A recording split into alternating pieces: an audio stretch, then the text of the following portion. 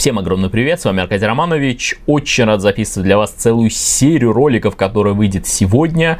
Роликов, посвященных Дню знаний. Сегодня воскресенье, и я готов поделиться с вами самой полезной информацией, связанной с тейк-профитами и стоп-лоссами. И сегодня мы начнем с тейк-профитов. Я покажу, какие варианты постановки тейк-профитов бывают и как это зависит от состояния рынка и от типа сделки. Первое, что мы с вами сделаем, это запишем состояние рынка, в которых мы можем торговать. Первое, мы можем торговать по тренду. Причем сейчас я буду разбирать нашу модель торговли, как мы с трейдерами ставим take-profit, и вы можете взять с этой модели все самое лучшее. Итак, по тренду мы можем торговать. Второе, мы можем торговать, я здесь же буду писать второе, против тренда. И третье во флете. Тейк-профиты, конечно же, существенно отличаются в зависимости от того, в каком состоянии рынка мы торгуем. Давайте разберем торговля по тренду. Давайте я сейчас перейду вот на более просторный график. Да, вот давайте вот таким образом. И запишем следующее. Когда мы торгуем с трендом,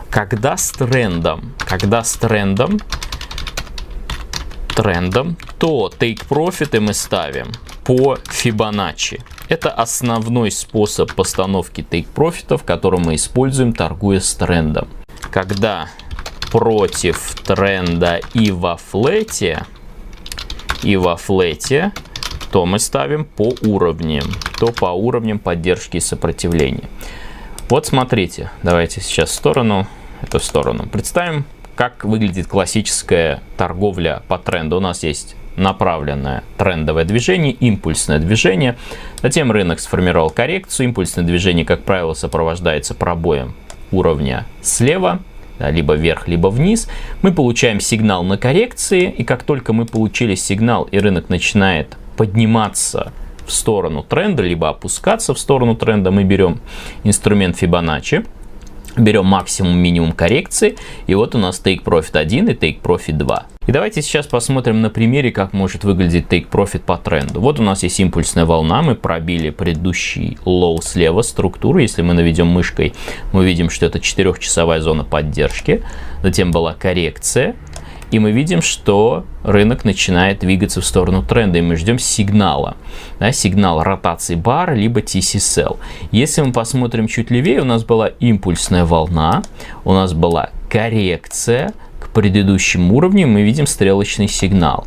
Соответственно, мы берем минимум-максимум, и вот у нас take-profit 1 и take-profit 2, соответственно, здесь внизу. Бывает такое, что сигналы пересекаются между собой. Каким образом? Если мы здесь продали и до сих пор в позиции ждем take-profit 1, мы можем снова продать, то есть добавить к сделке, которая уже есть, при сигнале уже от этого импульсного движения, потому что здесь нам нужна ротация бара.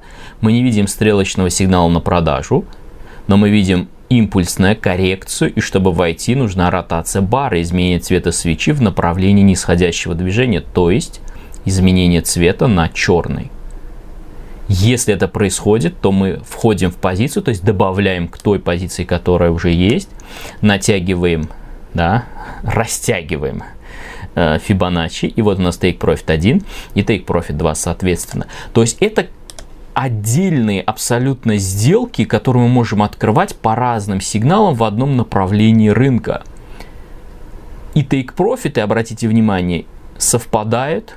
Sell от этой точки, потому что если мы здесь продаем, то sell здесь. Если ротация будет, она потенциально может возникнуть в районе 1518, то take-profit здесь. Конечно, мы можем игнорировать позицию, если видим, что стоп достаточно большой, мы об этом еще поговорим с вами.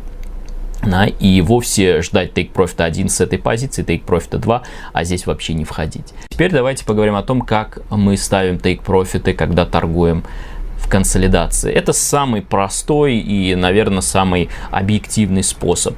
Допустим, мы видим сигнал на продажу возле ключевого уровня, то есть первое условие — это сопротивление, стрелочный сигнал, паттерн, образуется комбинация на продажу. Если мы здесь входим, то тейки у предыдущей структуры у ближайшей зоны. Более того, когда мы входим в позицию, изначально наши стоп-лоссы находятся за уровнем.